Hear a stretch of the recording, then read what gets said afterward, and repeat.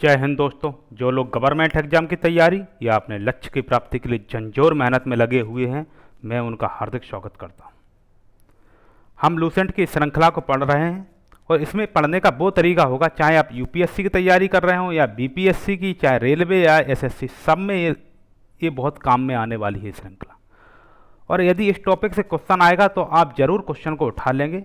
और मैं हमेशा कहता हूं कि अगर आप इस तरीके से पढ़ेंगे तो आप अपने कॉम्पिटिटर से एक कदम नहीं, दो कदम नहीं, बल्कि 10 कदम आगे होंगे। अब आप बोल रहे होंगे, अरे सर क्यों फेंक रहे हो, हमारा कॉम्पिटिटर लक्ष्मीकांत पढ़ रहा है और हम लूसेंट पढ़ रहे हैं, कैसे बराबरी हो जाएगा? पूरा लूसेंट 500 पेज का है और पूरा लक्ष्मीकांत अकेला ही 700-800 पेज का है, तो कोई बराबरी है क्या? फिर भी आप बोल रहे हैं कि आप 10 कदम आगे हो जाएंगे। अगर मैं इस बात को लॉजिक से समझाऊं तो आप नहीं समझेंगे मेरी बात को कि सर ठीक है, बेवकूफ़ मत बनाइए। तो आप ये बताइए, हिस्ट्री आप सबने पढ़ा होगा, हिस्ट्री। अच्छा, हिस्ट्री में सबसे अधिक सैनिक और संसाधन कौन से राजा के पास थे बताइए? सबसे ज़्यादा सेना होगी, सबसे ज़्यादा संसाधन होगी, किसके पास थे? देखिए बता देता हूँ। हमारी हिस्ट्री में दो बड़े राजवंश रहे हैं, एक मौर्य और दूसरा मुगल। ठीक है, मौर्यों के टाइम पे सबसे बड़ी सेना अशोक की थी और मुगलों के टाइम पे सबसे बड़ी सेना औरंगजेब के पास थी। अगर फिर भी मुगल और मौर्य में एक कंपैरिजन करें तो मुगलों के पास ज़्यादा बड़ी सेना थी, क्योंकि वो बहुत प्राचीन काल की बात थी। इनके पास अधिक संसाधन थे, मुगलों के पास, इनके पास तोपें थीं, अन्य आधुनिक संसाधन भी थे। अब इतना आप समझ गए होंगे। तो औरंगजेब के पास सबसे बड़ी सेना थी, कुछ अनुमानों के हिसाब से 10 लाख के आसपास जाती है। ठीक है, आज की हमारी आर्मी के बराबर है। और शिवाजी जो थे, शिवाजी एक छोटे से जागीरदार, मतलब समझ लीजिए ना, इनकी पूना की जागीर थी, 1 2 3 4 जिले थे उसमें। कहाँ इतना बड़ा मुगल साम्राज्य, 57 लाख वर्ग किलोमीटर क्षेत्र पे फैला था मुगल साम्राज्य। और ये जो है शिवाजी का राज्य बहुत छोटा सा, 2-4 जिलों का। तो फिर भी शिवाजी ने कैसे औरंगजेब को हरा दिया? कैसे हरा दिया? उनकी सेना छोटी जरूर थी पर काफ़ी तेज थी, उनके पास टेक्निक बहुत अच्छी थी। ठीक है, तो इसलिए देखना, आप बाद में देखना, मुगल साम्राज्य धराशायी हो गया। ऐसे बाजीराव ने कैसे बड़ी बड़ी सेनाएं हरा दी थी। अपनी ब्लिजर क्रीक टेक्निक थी बाजीराव की, ब्लिजर क्रीक। ठीक है, तो जब आपकी सही टेक्निकें होंगी और सही सटीक होंगे तो आप एक बताइए, आपका कोई कॉम्पिटिटर लक्ष्मीकांत पढ़ रहा है, उसे कितना संविधान याद है? वो केवल लक्ष्मीकांत नहीं पढ़ रहा, बहुत चीज़ें पढ़ रहा है। आप भले ही यहाँ लूसेंट से पढ़ रहे हैं, लूसेंट अपने आप में एक बहुत बड़ी फैक्चुअल बुक है, अपने आप में बहुत बड़ी, ऐसे ही नाम नहीं है लूसेंट का। इसमें हम लोग क्या करते हैं, अपनी कुछ टेक्निकें, अपनी कुछ ट्रिक्स हैं, इसके अलावा हम आपको ये कंटेंट दे रहे हैं, ये ऐसे ही नहीं दे रहे कि लूसेंट से उठा के बता दे रहे हैं। ये जैसे ये संविधान सभा है, स्वराज पार्टी है, ये क्या हम इतने ही में समेट देंगे कि ये इतना इसने विचार दिया? हम यहाँ आपको ये भी बताने वाले हैं कि स्वराज पार्टी क्या थी, और जो डाटा फैक्ट है अंतरिम मंत्रिमंडल कैसे है, वो सब आपको याद ही करा देंगे। अंतरिम मंत्रिमंडल में कौन मंत्री था, उसमें कौन था, और प्रारूप समिति का कौन। अच्छा देखिए, टेक्निक ट्रिक देखिए, टेक्निक और ट्रिक क्या होता है, कॉन्सेप्ट क्या होता है, समझा देता हूँ। प्रारूप समिति जो है ना, उसमें कितने सदस्य थे बताइए? अब देखिए, प्रारूप समिति में सदस्य तो 7 थे टोटल, जिसमें से एक अध्यक्ष भी थे। अर्थात कैसी थी प्रारूप समिति? 1 + 6। ये जो 1 है वो BR अम्बेडकर हैं, जो 6 हैं जो अन्य सदस्य हैं। टोटल सदस्य संख्या 7 थी, लेकिन अगर अध्यक्ष और सदस्य को अलग अलग करें तो एक अध्यक्ष 6 सदस्य थे। अब आपने कई बार प्रारूप समिति को याद किया होगा, लेकिन बार बार आप भूल जाते हैं, तो कैसे याद करेंगे इसे?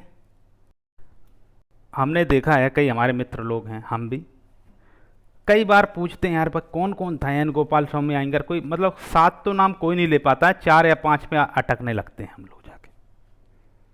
तो ये सातों के सातों को आज हम याद करा देंगे, आप 1-2 बार रिवीजन कर लेना तो हमेशा के लिए याद हो जाएगा। आप अपना पेन और पेपर लिए, उसमें ऐसे लिखना है, भारत के नीचे लिखना ने, ऐसे लिखो, भारत ने आखिरकार संविधान का निर्माण कर दिया, लिखिए। भारत ने आखिरकार संविधान का निर्माण कर दिया। मैं यहाँ फर्स्ट शब्द लिखूंगा, भारत का बी, ठीक है,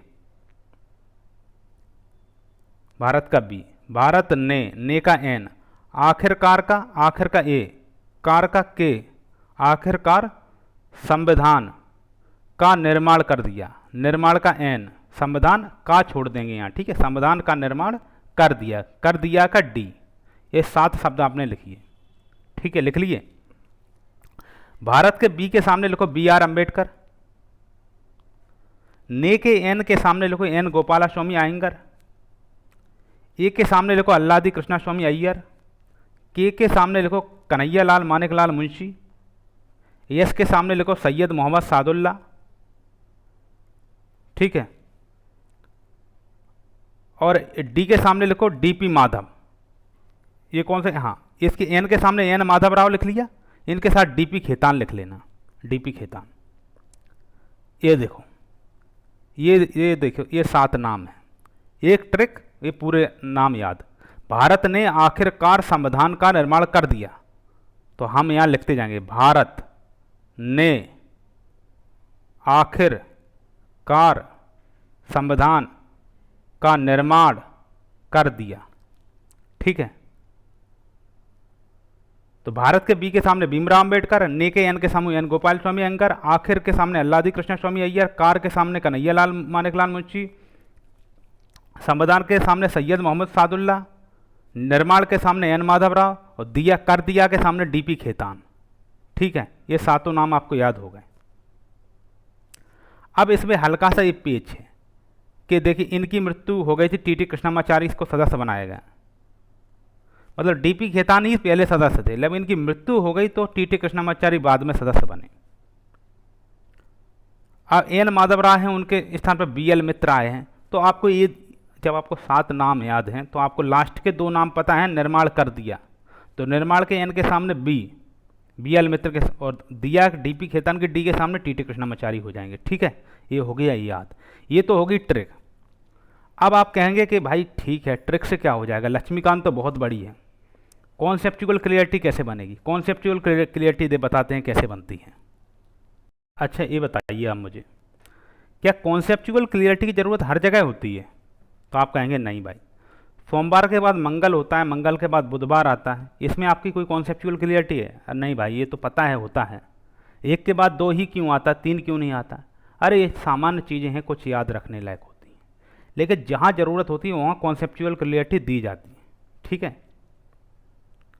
अब जैसे ये लूसेंट में इतना फैक्ट लिख गया, भारत के लिए संविधान की रचना, संविधान सभा की रचना हेतु संविधान सभा का विचार सर्वप्रथम स्वराज पार्टी ने 1924 में प्रस्तुत किया। तो अब आपको यहाँ समझना है कि संविधान का रचना हेतु संविधान का विचार किसने दिया? स्वराज पार्टी ने पहली बार।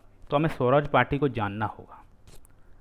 लेकिन क्या है, हम इतिहास में भी स्वराज पार्टी के बारे में लूसेंट में देखेंगे तो उतना डिटेल में चीज़ें नहीं रहती, हम कन्फ्यूज रहते हैं क्या है।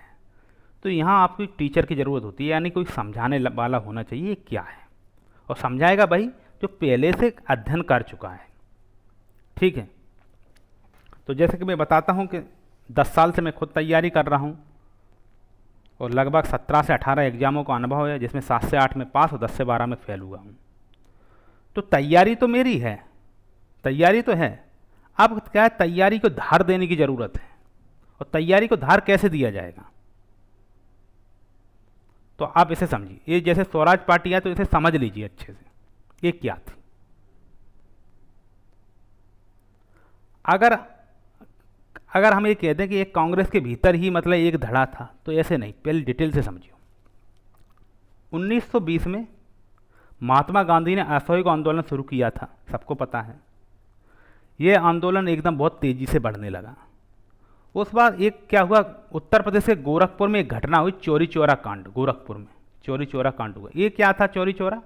यहाँ पुलिस स्टेशन में कुछ लोगों को, मतलब कुछ पुलिस वालों को पब्लिक ने आग लगा के जला दिया था, ठीक है। 12 के आसपास कुछ थे। और ये कब हुआ था? 5 फरवरी 1922 को, 5 फरवरी 22 को, ठीक, 5/2/22 को, ठीक है। अब इससे क्या हुआ, गांधी जी इतने दुखी हो गए कि उनने असहयोग आंदोलन को ही वापस ले लिया। अब उसमें कुछ थे, अब कांग्रेस में फूट पड़ गई, 2 धड़ा बन गए। एक गांधी जी के समर्थक, एक गांधी जी के कहा भाई गांधी जी ने गलत किया है, इसे बंद नहीं करना चाहिए था। असहयोग आंदोलन का पब्लिक ने इतनी उम्मीद थी कि हम अंग्रेज़ों से अपने देश को मुक्त करा लेंगे। तो दो धड़ा बने। पहला धड़ा था प्रो चेंजर्स, जिसे हम पीसी लिखेंगे। दूसरा है नो चेंजर्स, एनसी। जिस सी से आप कांग्रेस नहीं, ये सी से चेंजर्स है, ठीक है, ये कांग्रेस के अंदर ही था। तो प्रो चेंजर्स कौन थे?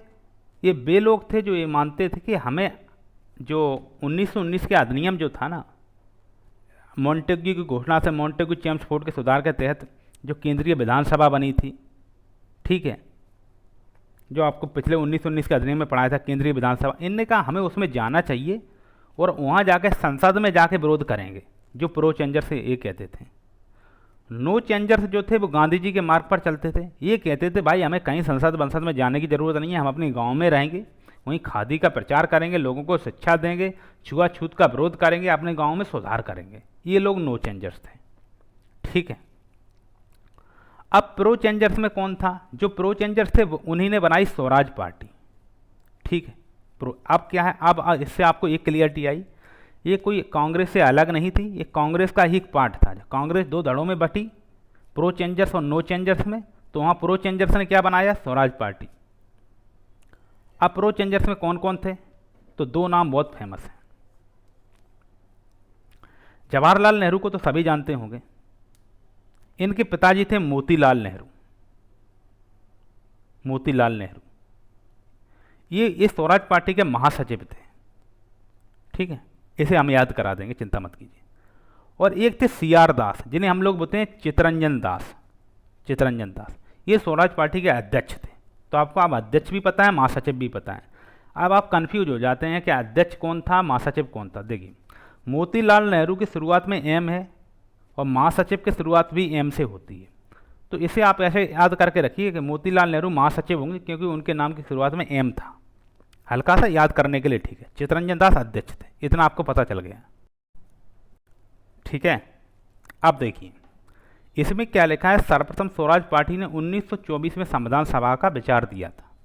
तो आपके दिमाग में आएगा क्या स्वराज पार्टी 1924 में ही बनी थी? नहीं भाई, ये बनी थी 1/1/1923 को, अर्थात 1 जनवरी 1923 को ये बनी थी, ठीक है। लेकिन इसने विचार 1924 में दिया। अब आप कहोगे ठीक है, तो स्वराज पार्टी ने ऐसा क्या किया? अब आपके मन में जिज्ञासा हो रहा होगा। तो स्वराज पार्टी की कुछ उपलब्धियां भी देख लेते हैं। इन लोगों ने ही विचार दिया था कि हम आगे चल के अपने लोकसभा और संसद में जाके हम सरकार में रह सकते हैं। और फिर बाद में जो हमारा अंतरिम मंत्रिमंडल वगैरह, जो अभी हम संविधान सभा में पढ़ेंगे, अंतरिम मंत्रिमंडल वगैरह, वो इसी विचार से बाद में इसी का एक अपडेटेड रूप था, ठीक है। तो सबसे पहले इन लोगों ने क्या, आप कहोगे क्या तीर मार लिए इनने? तो आप बता देते हैं। इनने बंगाल, बॉम्बे और यूनाइटेड प्रोविंस अर्थात यूपी, उत्तर प्रदेश आज का संयुक्त प्रांत पहले बोलते थे यूपी को, इनमें अपनी मजबूत स्थिति बना ली। और एक केंद्रीय विधानसभा में कितनी सीटें जीते थे? ये 42 सीटें जीत ली इसने। जबकि कांग्रेस पूरी खुल के इसके समर्थन में नहीं थी, इसके लगभग विरोध में ही लोग थे, फिर भी 42 सीटें जीत ली। तो आप पूछ रहे होंगे सीटें कितनी थी? आपको जब 1919 का अधिनियम पढ़ाया था तो मैंने कितनी सीटें बताई थी? बताई थी कि 145 सीटें हैं। कुछ लोग 144 बोलते हैं, कुछ 145 थी, जिसमें 44 तो क्या थी? 44 तो रिजर्व भी थी, यानी बची थी 100 सीटें। 100 सीट बची थी। 100 में से बंदे ने कितनी जीत ली? 42 सीटें जीत ली, यानी लगभग आधी सीटें जीत ली, ठीक है। अब इनने क्या किया? वहाँ गए, जो सरकार जो बजट बनाती थी, तो इन्हें सरकारी बजट और नीतियों का विरोध करना प्रारंभ किया। इनने कहा शिक्षा और स्वास्थ्य पे व्यय को बढ़ाओ। तुम सारा व्यय तो पुलिस पे कर दे रहे, सेना पे कर दे रहे, लोगों की भलाई के लिए तो तुम कुछ कर नहीं रहे हो भाई। और इनने ये भी बताया कि ब्रिटिश सुधार जो है, अंग्रेजों का जो सुधार है वो कोई सुधार बुधार नहीं है, वो सिर्फ दिखावा है। और ये सीधे संसद में ये बात बोलते थे। तो ये बात इंग्लैंड की संसद तक जाती थी कि भाई कोई स्वराज पार्टी करके वो हमारा विरोध कर रही है, वो भी संसद में। अब आप कोई एमपी यूपी के गांव में जाके विरोध कर रहे होंगे, बिहार के गांव में जाके, तब कौन सुनने वाला है आपको? आप संसद में जाके वही बहुत बात बोलिएगा तो आपका रेंज काफ़ी ज़्यादा हो जाएगा, ठीक है। अब क्या था, लेकिन बेचारी इसके बहुत कमियां भी थी, क्योंकि ये कांग्रेस दो धड़ों में बटी थी, प्रो चेंजर्स और नो चेंजर्स। तो नो चेंजर्स लोग अपोजिट में थे,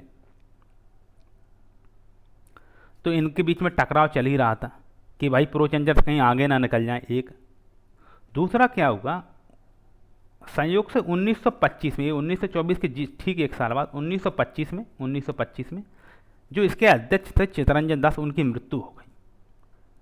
उनकी मृत्यु हो गई तो ये स्वराज पार्टी फिर कमज़ोर पड़ गई और फिर धीरे धीरे ये कांग्रेस में फिर से विलीन हो गई। पहले भी कांग्रेस से निकली थी और फिर कांग्रेस में ही विलीन हो गई। ठीक है, अब आपको इतना समझ में आया होगा, एक कहानी की तरह। ये होती है इमेज बिल्डिंग।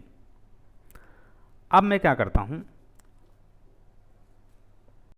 अब आप देखिए, उसी स्वराज पार्टी का रिजल्ट ये था।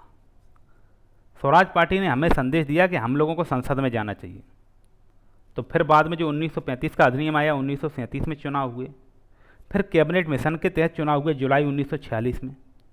वहाँ क्या है, मुस्लिम लीग को 73 सीटें मिली थी, जबकि कांग्रेस को कितनी मिली थी, कितनी कांग्रेस को मिली, कितनी 208, 73 मुस्लिम लीग को, 4 सिख सदस्यों का समर्थन और था कांग्रेस को। ठीक है, तो कांग्रेस 212 हो गई। इसके अलावा अन्य निर्दलीय सदस्य वगैरह भी कांग्रेस के समर्थन में थे। ठीक है, टोटल कितने पे चुनाव हुआ था, 296 सीटों पे।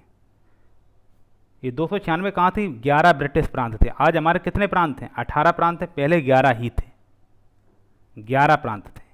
11 प्रांतों में कहाँ 296 सीटों पर चुनाव हुआ। ये इसके अलावा 4 क्या थे, ब्रिटिश चीफ कमिश्नरी थे। जैसे आज हमारे पास क्या है, आज हमारे पास जो होता है ना, दिल्ली और लद्दाख के क्या है, केंद्र शासित प्रदेश हैं। तो ऐसे पहले जो 4 थे, 4 ब्रिटिश चीफ कमिश्नरी थे। इनके नाम देख लीजिए आप, कई लोग पूछ लेते हैं कौन कौन से थे। एक था आपका खुद दिल्ली, ब्रिटिश चीफ कमिश्नरी में था। दूसरा था राजस्थान का अजमेर मेरवाड़ा, ठीक है। तीसरा था कुर्ग। चौथा ब्रिटिश बलूचिस्तान, जो आज आपका बलूचिस्तान है, जो हम सुनते हैं कि ये पाकिस्तान से अलग हो रहा है बलूचिस्तान, ये पहले चीफ कमिश्नरी प्रांत ही था। ठीक है, तो कौन कौन से थे, दिल्ली, अजमेर मेरवाड़ा, कुर्ग और ब्रिटिश बलूचिस्तान। ठीक है, यहाँ से 4 सदस्य आए थे, 4 सदस्य आए थे। तो 292 तो 11 प्रांतों से हो गए, 4 यहाँ से हो गए। ठीक है, तो 296 पे चुनाव हुआ था, जिसमें कांग्रेस को कितनी मिली थी, कांग्रेस को 208 मिली थी। 4 सिख को मिल गई जो कांग्रेस के ही समर्थन में थे, तो 212 हो गए। ठीक है, 73 मुस्लिम लीग को मिली थी, 285 हो गई। 11 अन्य सदस्य थे। ठीक है, इसलिए 296 हो गई। इतना आप समझ गए। ठीक है, अब ये चुनाव हुआ, तो यहाँ मंत्रिमंडल को हम लोग याद रखते हैं। तो कैसे याद रखेंगे मंत्रिमंडल को, तो कैबिनेट मिशन का चुनाव कब हुआ था, 1945 के प्रस्ताव पर जुलाई 1946 में हुआ था, और ये बनी थी 2 सितंबर 1946 को ये बन गई थी अंतरिम मंत्रिमंडल। इसमें जो प्रधानमंत्री के रूप में कौन काम कर रहा था, कार्यकारी परिषद के उपाध्यक्ष, जो विदेश मामले तथा राष्ट्रमंडल कौन देख रहा था, जवाहरलाल नेहरू। ठीक है, तो आज हम इसका कंपैरिजन कर करके पढ़ेंगे इसका। ठीक है, अब क्या है, किससे कंपैरिजन करेंगे, देखो इसका कंपैरिजन हम जो है, एक तो ये है ये, और दूसरा हम बना देते, यहाँ लिखते थे 1947 का जो स्वतंत्र भारत का पहला मंत्रिमंडल था, उससे कंपैरिजन करेंगे कि यहाँ से कैसे डायरेक्ट सदस्यों को स्वतंत्र भारत के मंत्रिमंडल में लाया गया।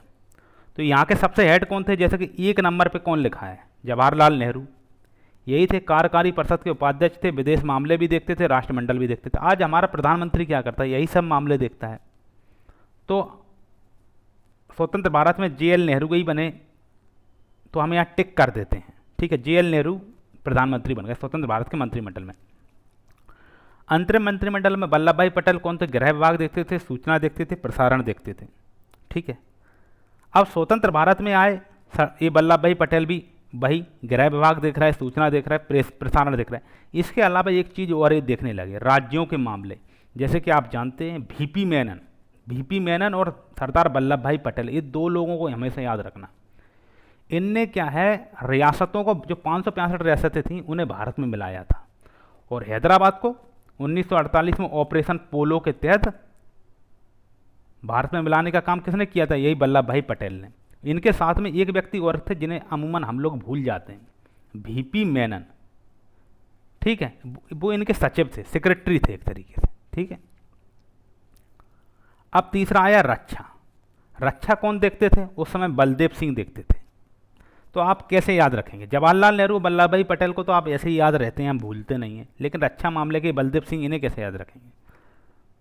एक तो ये सरदार थे और दूसरे इनका नाम बलदेव था। तो क्या हम स्वाभाविक मानते हैं कि जो रक्षा से संबंधित काम, जो बड़े बड़े सेना में कर्नल जनरल कौन होते हैं? सरदार लोग होते हैं, और ऊपर से नाम बलदेव है, तो इन्हें रक्षा का मामला दिया गया। और रक्षा का मामला यही नहीं दिया गया, बल्कि जो हमारे आज़ादी के बाद जो मंत्रिमंडल बनाया था उसमें भी रक्षा यही देख रहे थे, बलदेव सिंह। तो कोई परिवर्तन नहीं है, दोनों मंत्रिमंडल के सेम है। ठीक है, अब आते हैं चौथे पे, उद्योग तथा आपूर्ति। यहाँ कौन देख रहे थे? जॉन मथाई। तो आप इसे कैसे याद रखेंगे? अब ये जॉन मथाई को कैसे याद रखेंगे? आपके घर पे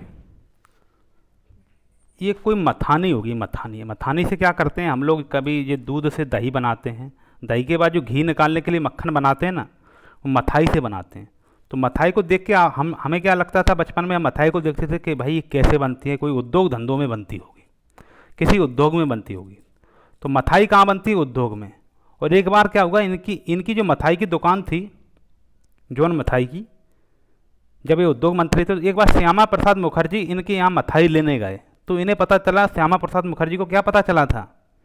कि इसमें बड़ा प्रॉफिट है। ठीक है, मथाई वाली दुकान में उद्योग तथा आपूर्ति मंत्रालय में बहुत प्रॉफिट है, जो उन्हें श्यामा प्रसाद मुखर्जी को पता चल गया था। आप इतना याद रखिए बस, आगे हम याद करा देंगे आपको। तो ये सी राजा गोपालाचारी थे, ये अंतरिम मंत्रिमंडल में कौन थे? ये शिक्षा मंत्री थे, सी राजा गोपालाचारी। कौन थे? शिक्षा मंत्री। लेकिन क्या हुआ, आपको पता है कि भारत और पाकिस्तान 15 अगस्त 1947 को आज़ाद हुए। दोनों जगह भारत के गवर्नर जनरल कौन बने? माउंटबेटन, जो पहले वायसराय थे, और पाकिस्तान के जिन्ना बने। लेकिन भारत के माउंटबेटन के बाद जो अगले गवर्नर जनरल थे, ये सी राजगोपालाचारी थे। तो क्या शिक्षा मंत्रालय जो है ना, स्वतंत्र भारत के मंत्रिमंडल में खाली हो जाएगा। ठीक है, जब भारत स्वतंत्र होगा 15 अगस्त 1947 को, शिक्षा मंत्रालय के शिक्षा मंत्री बदल जाएंगे। ठीक है, इतना आप ध्यान रखना। सी एच भाभा जो थे, भाभा, ये क्या करते थे? आपने भाभा एटॉमिक रिसर्च सेंटर सुना होगा। तो एटॉमिक से क्या होता है? आज हम कहाँ सकते हैं, यूरेनियम देखते हैं, थोरियम देखते हैं, इन्हीं से तो हम परमाणु ऊर्जा वगैरह बनाते हैं। और ये कहाँ मिलते हैं? ये खानों में मिलते हैं, यूरेनियम, थोरियम वगैरह। तो इससे याद रखो, जो खान मंत्रालय जो था, बंदरगाह मंत्रालय का, एक किसके पास था? सी एच भाभा के पास था। तो इन्हें बंदरगाह क्यों दिया गया था? इनने खान से खुदाई करी यूरेनियम, थोरियम की। अब उसका व्यापार इन्हें करना है, व्यापार करना है, तो बंदरगाह भी होना चाहिए। तो इनने बंदरगाह भी अच्छे अच्छे बनवाए, सी एच भाभा ने। ऐसे आपको याद रखना है। अब क्या है, जो स्वतंत्र भारत के मंत्रिमंडल में जब इनने खान से खुदाई कर ली, बंदरगाह बनवा लिए, तो इनने नेहरू जी से कहा, भाई हम कारखान एवं बंदरगाह मंत्रालय देखते थे अंतरिम मंत्रिमंडल में, अब भारत स्वतंत्र हो गया, अब मैं व्यापार और वाणिज्य को बढ़ावा देना चाहता हूँ। उन्हें कैसे? कि हमने खानों से बहुत यूरेनियम, थोरियम निकाली है भाभा एटॉमिक रिसर्च सेंटर के माध्यम से, और उसे बंदरगाह के माध्यम से देश विदेश में भेजना है। तो नेहरू जी ने क्या किया, स्वतंत्र भारत का मंत्रिमंडल था, वहाँ सी एच भाभा को व्यापार एवं वाणिज्य मंत्रालय दे दिया। ठीक है, अब इन्हें राजेंद्र प्रसाद, इन्हें क्या याद रखना है? पहले खाद्य एवं कृषि मंत्रालय थे, जैसे स्वतंत्र भारत हो गया, जब भारत स्वतंत्र हो जाएगा तो ये तो राष्ट्रपति बन गए, अब एक खाद्य एवं कृषि मंत्रालय खाली हो गया, तो इसे किसे दिया जाए? तो भारत में क्या है, जो खाद्य मतलब क्या है? भोजन, भोजन, ये भोजन के लिए खाद्य बोलते हैं। कृषि को तो सब जानते हैं, जो फसल होती है।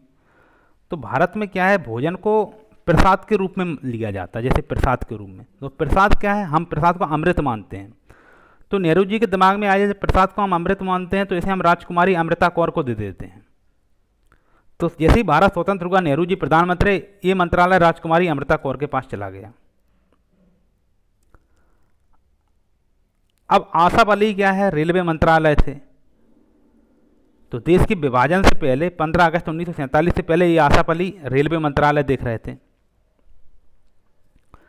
लेकिन बाद में क्या, जब देश स्वतंत्र हो गया तो अली कहाँ चले गए, अली पाकिस्तान में चले गए। अली की रेल चली किधर की तरफ चली, पाकिस्तान की तरफ। अली की रेल पाकिस्तान को चली तो रेलवे मंत्रालय खाली हो गया। अब रेल मंत्री कौन बनेगा, तो अब रेल मंत्री कौन बने, अब नेहरू जी चिंता में रेल मंत्री कौन बने। तो श्यामा प्रसाद मुखर्जी जो जॉन मथाई के यहाँ गए थे मथानी लेने, उनने कहा हमें तुम्हारा उद्योग और आपूर्ति मंत्रालय बहुत पसंद आ गया, तुम हमें ये दे दो। तो ठीक है, जॉन मथाई ने कहा तुम ले लो हमारा उद्योग और आपूर्ति मंत्रालय। तो श्यामा प्रसाद मुखर्जी क्या हुआ, उसी मथानी की दुकान के मालिक बन गए। उद्योग और आपूर्ति मंत्रालय अब स्वतंत्र भारत जैसे ही हुआ श्यामा प्रसाद मुखर्जी के पास चला गया। अब जॉन मथाई ने कहा हम क्या करेंगे, तो श्यामा प्रसाद मुखर्जी ने कहा काहे टेंशन ले रहे हो, आसफ अली की रेल चली किधर की तरफ, पाकिस्तान की तरफ, तो ये खाली हो गया है, आप रेलवे मंत्रालय संभाल लीजिए। तो जॉन मथाई को रेलवे मंत्रालय दे दिया। ठीक है, अब आता है 9वें नंबर पे, ये श्रम मंत्री थे। श्रम मंत्री कौन थे, जगजीवन राम। ये कहाँ के थे, ये बिहार के थे। तो बिहार में एक बहुत फेमस ट्रेन चलती है श्रमजीवी एक्सप्रेस। श्रमजीवी एक्सप्रेस कहाँ चलती है, बिहार में। ठीक है, श्रमजीवी एक्सप्रेस। तो श्रम से तो हो गया श्रम मंत्रालय और जीवी से हो जाएगा जगजीवन राम। ठीक है, तो बिहार में कौन सी ट्रेन, श्रमजीवी एक्सप्रेस, और श्रम मंत्रालय किसके पास, जगजीवन राम के पास। आपको याद हो गया, ये बिहार के ही थे। अब ये आते हैं, देखिए ये क्या था, ये लोग थे 2 सितंबर 1946 को, ये कांग्रेस के लोग थे। भले ही आसफ अली ये थे, ये भी कांग्रेस, भले ये मुस्लिम थे लेकिन कांग्रेस के थे। जैसे कि मैंने आपको बताया, ये देखिए यहाँ लिखा है मुस्लिम को कितनी सीटें मिली, 80 सीटें मिली, जबकि मुस्लिम लीग को कितनी मिली, 73 सीटें मिली थी। तो 7 ऐसे मुस्लिम होंगे जो मुस्लिम लीग में नहीं थे, उनमें से एक थे आसफ अली जी। ये हमें लगता है कांग्रेस में रहे होंगे आसफ अली जी। ठीक है, क्या कांग्रेस में कोई मुस्लिम नहीं हो सकता, ऐसा थोड़ी है। जैसे बीजेपी है, आज कांग्रेस है, तो बीजेपी भले ही लोग मानते हैं कि ये मुस्लिम विरोधी है, लेकिन फिर भी कई मुस्लिम बीजेपी में है। पहले भी ऐसा ही था, आसफ अली भले ही मुस्लिम थे लेकिन कांग्रेस में थे। अब आते हैं थोड़ा बहुत, अब कांग्रेस इनके 16 अगस्त 1946 को प्रत्यक्ष कार्रवाई दिवस मनाया गया था। क्यों मनाया था प्रत्यक्ष कार्रवाई दिवस, बताओ। तो इसे याद ऐसे करना, जिन्ना का दिमाग क्या था, बहुत छोटा दिमाग था। ठीक है, बहुत संकुचित सोच का था। 16 का आधा कितना होता है, 8। तो 16 के आधे में 8वें महीने में उसने क्या किया, प्रत्यक्ष कार्रवाई दिवस मनाया और दंगे करवाया था। ठीक है, अब इसे कैसे याद रखें, ये मुस्लिम लीग इसीलिए 26 अक्टूबर 1946 को आई कि तब तक तो ये लोग दंगों में व्यस्त थे और इधर कांग्रेस ने क्या है, अपना मंत्रिमंडल बना लिया। अब इन्हें बाद में एहसास हुआ कि हमें भी तो कुछ दो, अंग्रेजों से माउंटबेटन के पैर पड़ रहा है कि भाई कुछ दिलवाओ, भाई हमें भी कुछ दिलवाओ। तो ठीक है, माउंटबेटन ने कहा ठीक है, लियाकत अली को वित्त मंत्रालय दे दो, चुंदरीगर को वाणिज्य मंत्रालय दे दो, अब्दुल रब नश्तर को संचार मंत्रालय दे दो, और जोगेंद्र नाथ मंडल हैं इन्हें विधि मंत्रालय दे दो। अब जैसे ये जोगेंद्र नाथ मंडल हैं, ये तो ये मुस्लिम नहीं, हिंदू हैं, लेकिन फिर भी ये मुस्लिम लीग में हैं। ठीक है, इन्हें कौन सा मंत्रालय दिया, विधि मंत्रालय। ये बंगाल के एससीएफ चीफ थे, देखो बंगाल के कौन थे, एससीएफ चीफ थे, ये लिखा है एससीएफ चीफ। और गजानतर अली खां को स्वास्थ्य मंत्रालय देखो। अब इन्हें कैसे याद रखें भाई, इन्हें ऐसे याद रखो। पहली बात तो एक याद रखो कि कांग्रेस का जो मंत्रिमंडल बना था अंतरिम, वो सितंबर में बन गया था, जबकि मुस्लिम लीग का 26 अक्टूबर को आया, बाद में आया है। क्योंकि पहले ये 16 अगस्त 1946 से तो प्रत्यक्ष कार्रवाई दिवस में व्यस्त थे, इनके पास फुर्सत नहीं थी, दंगे अंगे हो गए, उसके बाद में अब आया कि अब बनेंगे मंत्रिमंडल में। तो इन्हें कैसे याद रखेंगे, यहाँ हम याद करा रहे हैं, मेन हमारा फोकस है याद कराना। ये ट्रिकें हम बना रहे हैं ताकि आपको लॉन्ग टाइम तक चीज़ें याद रहें, और ट्रिक जितनी ऊटपटांग होगी उतना आपको लंबा याद रहता है। ठीक है, लियाकत के लास्ट में ता है, इसलिए इन्हें दिया वित्त मंत्रालय। ठीक है, और चुंदरीगर थे, ये क्या आखिर ये चुनरी के अच्छे व्यापारी थे, चुनरी बेचते थे। राजस्थान की चुनरी आपने सुना होगा, चुनरी जोधपुर वाली या जयपुर वाली, कोई गाना भी था ना। तो ये चुनरी के व्यापारी थे और ये तो इसलिए ने व्यापार का मंत्रालय वाणिज्य मंत्रालय दे दिया। कब, ये कब दिया गया? ये अंतरिम मंत्रिमंडल में। हालांकि स्वतंत्र भारत में तो व्यापार मंत्रालय हम जॉन मथाई को दे देंगे जब ये पाकिस्तान चले जाएंगे, फिर जॉन मथाई को दे देंगे। वो श्यामा प्रसाद मुखर्जी और जॉन मथाई की डील हुई थी कि तुम उद्योग आपूर्ति मंत्रालय ले लो, और जॉन मथाई ने कहा हमें वाणिज्य मंत्रालय दिलवा दो। ठीक है, नहीं, ये जो वाणिज्य मंत्रालय है ये किसे दिया गया था? CH भाभा को। उनकी जो डील हुई थी उस पर नहीं, वो उस पर हुई थी कि अली की रेल चली पाकिस्तान और तुम बन जाओ रेलवे मंत्री। जॉन मथाई तो रेलवे मंत्री बनाए गए थे क्योंकि अली की रेल पाकिस्तान को चली थी। वाणिज्य मंत्रालय CH भाभा को दिया गया था। क्यों दिया गया था भाभा को? क्योंकि भाभा पहले से कार, खान एवं बंदरगाह मंत्रालय संभाल रहे थे। खान से काफ़ी यूरेनियम थोरियम की खुदाई करी, बंदरगाह वगैरह बना दिए थे। अब व्यापार करने के लिए किसने? भाभा ने लिया वाणिज्य मंत्रालय स्वतंत्रता के बाद में। तो ये जो अभी चुंदरीगढ़ के पास है, जो चुनरी बेचने वाले चुंदरीगढ़ के पास है, वो भाभा जी के पास चला जाएगा वाणिज्य मंत्रालय। ठीक है, और जॉन मथाई थे वो रेलवे मंत्री बने स्वतंत्र भारत में, क्योंकि हमने आपको एक ट्रिक बताया था, आसफ अली की रेल पाकिस्तान को चली। ठीक है, ये अब्दुल रब नश्तर को संचार मंत्रालय क्यों दिया गया? संचार मंत्रालय क्योंकि इनके लास्ट में रा है और इसके लास्ट में भी रा है। देखो, लियाकत के लास्ट में ता है, वित्त मंत्रालय के लास्ट में ता है। देखो, ठीक है, इसलिए अब्दुल रब नश्तर को संचार मंत्रालय दिया गया। जोगेंद्र नाथ मंडल को विधि मंत्रालय। हालांकि आपने देखो देश की आज़ादी के बाद एक मंडल आयोग सुना होगा, मंडल कमीशन सुना होगा, जो OBC से संबंधित, रिजर्वेशन से संबंधित था। तो मंडल को भी आप विधि से याद रखिए, विधि से। हालांकि विधि मंत्रालय हमारे देश की आज़ादी के बाद किसे दिया गया? अरे भाई, पूछने वाली बात है। ये 29 अगस्त 1947 को ड्राफ्टिंग कमेटी के जो हेड बने BR अम्बेडकर साहब, वही हैं सबसे टैलेंटेड विधि के मामले में, उन्हें दिया गया था विधि मंत्रालय। मंडल जी से कहा अब तुम आराम करो। ठीक है, अब गजानतर अली खां को स्वास्थ्य मंत्रालय क्यों दिया गया था? क्योंकि माउंटबेटन जानता था। गजानतर को आप ऐसे याद रखिए, स्वास्थ्य मंत्रालय किसको? एक डॉक्टर टाइप के आदमी को देना चाहिए। आपने यदि एक सीरियल देखा होगा जेठालाल, तो जेठालाल में एक हाथी डॉक्टर हैं, डॉक्टर हाथी, और हाथी को भारत में बोलते हैं गज, गज बोलते हैं। इसलिए गजानतर अली जो हैं इनको वो माउंटबेटन समझे ये यही हैं डॉक्टर हाथी। और डॉक्टर हाथी क्या है? डॉक्टर हैं, इसलिए उन्हें स्वास्थ्य मंत्रालय दे दिया गया। ठीक है, अब देखिए, मैं आपको अंतरिम मंत्रिमंडल बताता जाऊंगा और इसके बाद स्वतंत्र भारत का मंत्रिमंडल भी बताता जाऊंगा। और चाहे ऐसा करते हैं कि आप स्वतंत्र भारत के मंत्रिमंडल पे चलते हैं और वहाँ मैं अंतरिम मंत्रिमंडल आपको बताता जाऊंगा, ऐसा कर लेते हैं। ठीक है, अभी हम अंतरिम मंत्री, ये है स्वतंत्र भारत का मंत्रिमंडल। हालांकि इसे मैंने पहले ही आपको याद करा दिया है अंतरिम मंत्रिमंडल के 7 टेक्निक से। तो ये होती हैं टेक्निकें याद करने की, इसलिए लंबे समय तक चीज़ें याद रहती हैं। ठीक है, तो हमारे स्वतंत्र भारत के बाद हमारे कैसे रखें, हाँ इधर आइए, प्रधानमंत्री कौन बना था? जवाहरलाल नेहरू। और ये राष्ट्रमंडल और विदेशी मामले और वैज्ञानिक शोध पहले से ही देखते आ रहे थे। क्या अंतरिम मंत्रिमंडल में क्या ये जवाहरलाल नेहरू प्रधानमंत्री थे? नहीं भाई, उस समय ये प्रधानमंत्री थे नहीं थे। इनके पास कार्यकारी परिषद के उपाध्यक्ष थे, विदेशी मामले देख रहे थे, और राष्ट्र कार्यकारी परिषद कौन थी? गवर्नर की जो कार्यकारी परिषद होती थी ना, गवर्नर जनरल की, वायसराय की कार्यकारी परिषद, उसका अध्यक्ष कौन था? खुद वायसराय। उसके बाद सेकंड नंबर पर जवाहरलाल नेहरू देखते थे। और वायसराय कौन थे? Lord Mountbatten. और उपाध्यक्ष कौन थे? जवाहरलाल नेहरू। तो आप जान ही रहे हैं अच्छे से, हाँ आपको याद हो गया होगा। ठीक है, प्रधानमंत्री जवाहरलाल नेहरू। सरदार वल्लभ भाई पटेल पहले गृह और सूचना प्रसारण संभाल रहे थे अंतरिम मंत्रिमंडल, लेकिन जब ये देश स्वतंत्र हो गया तो इन्हें राज्यों के मामले भी दिए गए। क्यों दिए गए?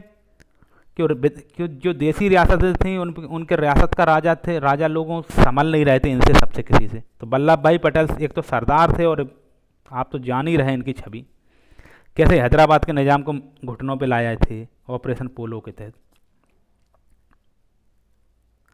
ये देखिए, राजेंद्र प्रसाद जी हैं, ये खाद्य एवं कृषि मंत्रालय यहाँ संभाल रहे हैं। और ये क्यों संभाल रहे हैं खाद्य एवं कृषि मंत्रालय? ये इसलिए संभाल रहे हैं क्योंकि अभी क्या है, अभी ये जो राष्ट्रपति बनेंगे 24 जनवरी 1950 को राष्ट्रपति बनेंगे राजेंद्र प्रसाद। अभी राष्ट्रपति नहीं बने, इसलिए इन्हें अभी वही खाद्य एवं कृषि मंत्रालय कंटिन्यू कर रहे हैं। ठीक है, तो फिर स्वास्थ्य मंत्रालय कौन संभालेगा? तब तक राजकुमारी अमृत कौर हैं, वो स्वास्थ्य मंत्रालय में ही है, क्योंकि स्वास्थ्य विभाग में भी अमृत संजीवनी की जरूरत होती है ना, उस इसलिए स्वास्थ्य मंत्रालय अमृत कुमारी संभालेंगे। ठीक है, ये शिक्षा मंत्रालय कौन संभाल रहा था पहले? सी राजगोपालाचारी। अब क्या है, सी राजगोपालाचारी कौन बन गए? गवर्नर जनरल बन गए। किसके बाद में? उनके बाद में, ये माउंटबेटन के बाद गवर्नर जनरल कौन बना? सी राजगोपालाचारी। तो अब शिक्षा मंत्रालय खाली हो गया, इसलिए मौलाना अबुल कलाम आज़ाद को दे दिया गया। ठीक है, जैसे कि आपको बताया था, आसफ अली की रेल पाकिस्तान को चली तो रेल मंत्रालय खाली हुआ, वो जॉन मथाई देख रहे हैं। ठीक है, जोगेंद्र नाथ मंडल कांग्रेस के नहीं थे, इसलिए उन्हें हटा दिया गया। उनकी जगह विधि मंत्रालय हमारे डॉक्टर BR अम्बेडकर संभाल रहे थे। ठीक है, जगजीवन राम को वापस से श्रम मंत्रालय मिला, क्योंकि श्रमजीवी एक्सप्रेस अभी भी बिहार में चलती है। ठीक है, और ये सरदार बलदेव सिंह है, एक तो ये सरदार है, दूसरे बलदेव सिंह है, इसलिए अभी भी इन्हें रक्षा मंत्रालय इनका कंटिन्यू रखा। जो डॉक्टर हाथी थे, डॉक्टर हाथी कौन? गजानतर अली खां, वो चले गए। तो फिर नेहरू जी टेंशन में कि भाई डॉक्टर हाथी तो चले गए पाकिस्तान में, अब हमारा ये जो स्वास्थ्य मंत्रालय कौन संभालेगा? तो नेहरू जी को कहा गया कि हमारे पास एक अमृत कौर है,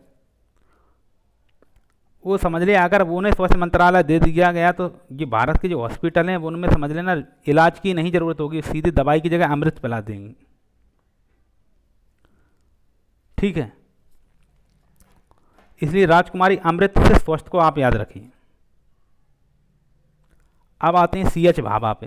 तो जैसे कि कहा था, CH भाभा पहले कारखाने में बंदरगाह संभाल रहे थे, और खान से काफ़ी यूरेनियम थोरेनियम की खुदाई करके उसे उन्हें विदेशों में व्यापार करना था, इसलिए इन्होंने वाणिज्य मंत्रालय मांग लिया नेहरू जी से। ठीक है, ठीक है। संचार मंत्रालय कौन संभाल रहे थे? अब्दुल रब नश्तर संभाल रहे थे। वहाँ कहाँ? 1946 के अंतरिम मंत्रिमंडल में। तो नेहरू जी ने सोचा कि एक आध मुस्लिम को भी रखना चाहिए हमें, नहीं तो फिर मुस्लिम विरोधी छवि बन जाएगी हमारी, इसलिए रफ़ी अहमद किदवई को इनने संचार मंत्रालय दे दिया। ठीक है, अब ये वित्त मंत्रालय पहले तो लियाकत अली देख रहे थे, लेकिन अब RK षणमुगम शेट्टी को दिया गया। तो इसे कैसे याद रखेंगे? तो RK जो षणमुगम शेट्टी थे, ये नेहरू जी के पास गए और बोले, नेहरू जी आप तो इतिहास को बहुत अच्छे से पढ़ा है, आपने भारत एक खोज इंडियन डिस्कवरी करके पूरी बुक भी लिखी है, तो आपको पता होना चाहिए कि हम शेट्टी लोग आज से नहीं, गुप्त काल और मौर्य काल के समय से व्यापार करते आ रहे हैं, और पैसों के लेन देन में हम लोगों को बहुत महारत है, इसीलिए भारत के व्यापार बनिया को सेठ लोग कहते हैं। अरे आइए सेठ जी। तो कौन थे? सेठ जी को ही सेट्टी बोलते हैं। तो नेहरू जी ने कहा हाँ हम जानते हैं। तब तो नेहरू जी के दिमाग में आया कि वित्त मंत्रालय खाली है, लियाकत अली पाकिस्तान चले गए हैं, तो ऐसा ना करें, सेट्टी जी को वित्त मंत्रालय दे दें, इसलिए दे दिया गया। श्यामा प्रसाद मुखर्जी के बारे में आपको पहले ही बताया था कि ये जॉन मथाई के यहाँ क्या गए थे? मथानी खरीदने गए थे, उनके उद्योग से मथानी लेने गए थे ताकि इनके घर पे घी वगैरह फेरा जा सके। लेकिन इनने कहा यार उद्योग मंत्रालय बहुत अच्छा है, जॉन मथाई जी आप हमें दे दीजिए। तो जॉन मथाई ने कहा हम आपको दे देंगे तो हम क्या करेंगे? उन्होंने कहा, श्यामा प्रसाद मुखर्जी ने हमें कहा कि हम बहुत टैलेंटेड हैं, हम आपको एक आइडिया देंगे। उनके दो, उनने कहा आसफ अली की रेल पाकिस्तान को चली, तुम तुरंत जाकर रेल मंत्रालय संभाल लो। तो जॉन मथाई ने कहा अरे ये तो ठीक है, उद्योग एवं आपूर्ति मंत्रालय से बढ़िया मंत्रालय तो रेल मंत्रालय है, तो श्यामा प्रसाद मुखर्जी तो आप संभालो उद्योग आपूर्ति, हम रेल में बैठ के चले रेल मंत्रालय में। अब बचा अब कारखान एवं ऊर्जा मंत्रालय, ये पहले भाभा जी संभाल रहे थे, लेकिन फिर बाद में इसे BN गॉडगिल को दे दिया गया। अच्छा एक बताओ, हमारा जो पहला योजना आयोग आया था वो किसके प्लान पे था? गॉडगिल के ही प्लान पे था। ठीक है, तो कारखान एवं ऊर्जा, पहले कारखान एवं बंदरगाह था, एक ध्यान रखना ये चेंज हुआ है, कारखान एवं बंदरगाह था, अब कारखान एवं ऊर्जा भी हो गया। क्यों हो गया? क्योंकि पहले योजना आयोग में गॉडगिल जी ने बहुत भूमिका निभाई थी। ठीक है, तो आपको ऐसे ट्रिक से चीज़ें याद रखना है। भारत की रियासतों को एकीकरण करने के लिए सरदार वल्लभ भाई पटेल की अध्यक्षता में 5 जुलाई 1947 को रियासती विभाग बनवाया, जिसके सचिव वीपी मेनन थे। देखिए, हमें वीपी मेनन का पहले भी जिक्र किए थे। ये देखिए, तो रियासती विभाग के सचिव कौन थे? यदि ये डायरेक्ट क्वेश्चन आ जाएगा तब आप कंफ्यूज हो जाओगे। रियासती विभाग कौन थे सचिव? और आप कहीं सरदार वल्लभ भाई पटेल को टिक नहीं करते। अरे भाई, ये अध्यक्ष थे। अध्यक्ष और सचिव में अंतर होता है, ठीक है। और सचिव सचिव ऐसे समझ लीजिए, आज हमारे आईएएस आईपीएस लोग हैं, बाद में क्या है, सचिव ही तो बनते हैं, सेक्रेटरी ही तो बनते हैं। एक सचिव तो ये वीपी मेनन थे रियासती विभाग के, वल्लभ भाई पटेल अध्यक्ष थे। एक मैंने आपको स्वराज पार्टी पढ़ाई थी, स्वराज पार्टी। स्वराज पार्टी के महासचिव कौन थे? मोतीलाल नेहरू। और अध्यक्ष कौन थे? क्या वल्लभ भाई पटेल स्वराज पार्टी के अध्यक्ष थे? नहीं भाई, सीआर दास थे, चित्तरंजन दास। ठीक है, आज आप इतना ही याद रखें, एक दो बार रिवीजन करते रहें। ये होता है पढ़ाई का ट्रिक और टेक्निक, कॉन्सेप्चुअल बिल्डिंग ऐसे होती है, ठीक है। अब आप ऐसे याद करके रखिएगा ना, तो जीवन भर आपको याद रहने वाली हैं चीज़ें। नहीं तो आप पढ़ लेना, और जो आप पढ़ रहे हैं, अगर एक दो बार रिवीजन तो भाई करना पड़ेगा, रिवीजन मस्ट है, ठीक है। आप बस रिवीजन करते रहिए। वीडियो को कभी जैसे मान लो प्रॉपर सुन लिया, नोट्स बना लिया, उसके बाद आप कहीं जा रहे हैं, आ रहे हैं, खाना खा रहे हैं, कभी भी चला के सुन लेना, तो आपका क्या है, आपका न्यूरल सिस्टम एक्टिवेट हो जाएगा और आपकी परमानेंट मेमोरी में चीज़ें सेव हो जाएंगी। अब भाई लक्ष्मीकांत जो पढ़ रहा है, उसे क्या लक्ष्मीकांत पूरी याद है भाई? तो जैसे कि हमको बताया, संचालन बहुत बड़ी चीज़ थी। औरंगजेब के पास 10 लाख की सेना थी, शिवाजी से हार गए। क्यों हार गए? शिवाजी की 10,000 की सेना, इनकी 10 लाख को धूल चटा दी शिवाजी ने। कैसे? क्योंकि उनकी सेना तेज थी, फुर्तीली थी, ट्रिक थी, टेक्निक थी, ठीक है। उम्मीद है कि मैं जो समझा रहा हूँ आप समझ रहे होंगे। यदि आपको मेरा पढ़ाने का तरीका अच्छा लगता हो तो वीडियो को लाइक करें, शेयर करें, सब्सक्राइब करें, और कोई सुधार की ज़रूरत हो तो कमेंट भी करें, ठीक है। धन्यवाद। ईश्वर से प्रार्थना करते हैं कि आपका नौकरी जरूर लगे।